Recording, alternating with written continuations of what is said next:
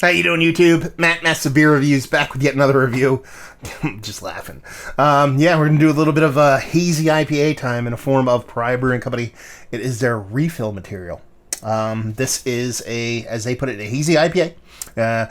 And as far as the info goes on the back here, let's just jump into it. It says, looking at our beer lineup, what we felt was missing was an IPA designed solely for San Diego living. With that in mind, the hop to highlight was kind of a no-brainer, Citra. We chose to counterbalance it with ever awesome Mosaic in Columbus, waiting with aromas and subsequent flavors of grapefruit, melon, lime, passion fruit, and lychee, with lurking, earthy, dank, and pine notes. This beer is ideal for refill or two, at a modest yet respectable 6% ABV and 36 IBU. We, as well as sporting a soft mouthfeel, this ode to forever summer is a straight up crusher. Yeah, 6% alcohol by volume.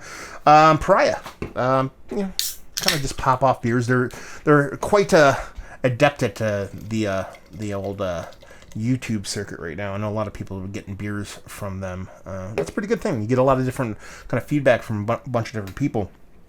The one thing that's really struck me with them has been a lot of their can design. Their LeBron Haze is quite nice. Not sure they didn't get a cease and desist on that one, but their Smilex is an absolutely fantastic can art, and the beers are quite awesome too. This though, listen, they came out with a Waterworld based beer. Dryland's not a myth. That one was bizarre, but this is my jams. This is the shit I remember growing up as a kid. Now their whole refill material, because this is like the design you saw pretty much on every fucking cup in the history of mankind from about 82 to about like 94. But it even leapt out beyond the cups. I think there was like clothing with this pattern on it.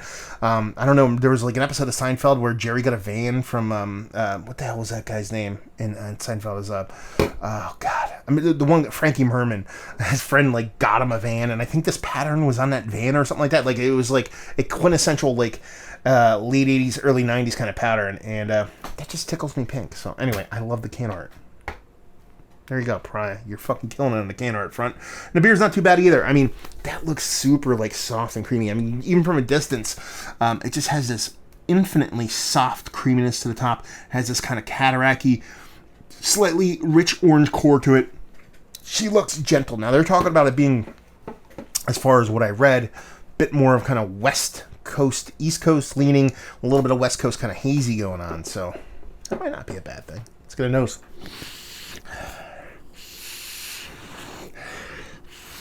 Yeah, I mean, you get a nice citrus component to it, and it definitely comes off like zero skin, a little bit of pith, a little bit of kind of orange, definitely orange leaning, kind of fleshiness to it. And there's a softness to it, so there has to be like a big oat addition to this. What do they talk about their 2-row oats and Maris Otter in here.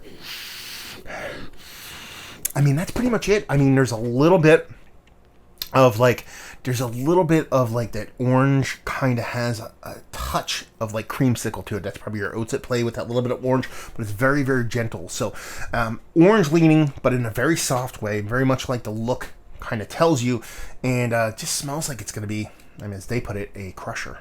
And that's not a bad thing. Let's dive in. Cheers.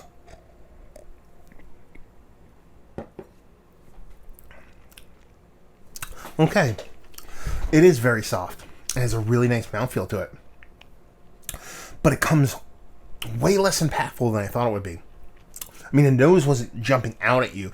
But based on the history of the stuff that I've had from Pariah, combined with the way the nose plays, I thought it was going to be a little bit more expressive. Definitely all about the pith in here. Soft orange pith. Not much sweetness to it. There's a big dry component to it, actually. So it kind of accentuates those kind of pithy vibes. That's pretty much it. Honestly, the mouthfeel is quite nice, but I mean, it really hits you with a little bit of soft orange pithiness, not really much sweetness, not much bitterness. If anything, it's leaning a little bit more bitter than sweet, but it's getting really close to being that kind of middle ground neutral thing going on, and that's pretty much it. That's all I'm really getting on it. Yeah, soft, creamy, orange pithiness, a little bit of bittering on the end. Done and done. Not necessarily a bad beer by any stretch of the imaginations. A nice crusher, but that's where the kind of crusher term kind of takes a little bit of interpretation for me. And I've died on this hill many times, and I'll keep doing it.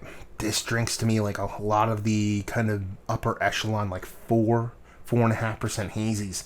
This is coming at 6, so it's something I know I can get this kind of level of impact and flavor from something at 4%, but I'm getting it at 6, and that's kind of where, me personally, it's kind of like, okay, it's not a bad beer, but it's just lacking those things that really kind of make the 6% beers pop and wow me. And this one just kind of falls just a little bit short for me for that. It's, like I said, not a bad beer by any stretch of imagination, but it's probably a little bit drier than what I dig and what I think a lot of people will be looking for, especially when it comes to a hazy IPA. And really, if you're going to lean in one direction, whether it be sweet or bitter, kind of want you to go all in, especially at that ABV level. And I feel like there's a little bit of kind of like indecision in the beer itself. It's kind of not sure what it wants to be. It's not sure it wants to be sweet or hazy, and it's just kind of floating in that middle ground. That being said, the mouthfeel is to die for, and that is always a good thing when it comes to a nice hazy IPA, so I'd have that going for it, which is nice. So let's talk about it. It's one of the better hazy IPAs I've had as of late. Even with that being said, it's not out. It's barely in or right on the edge. I like it. I mean, but if you told me this was 4.2, I'd be probably gaga for it. Value availability. I forget Pariah. I mean, their stuff gets settled distro out there, and it's pretty much, West Coast leaning only. But take that for what it's worth. Maybe somebody out there in the San Diego area can chime in and leave you with, if you like what, will you like this beer?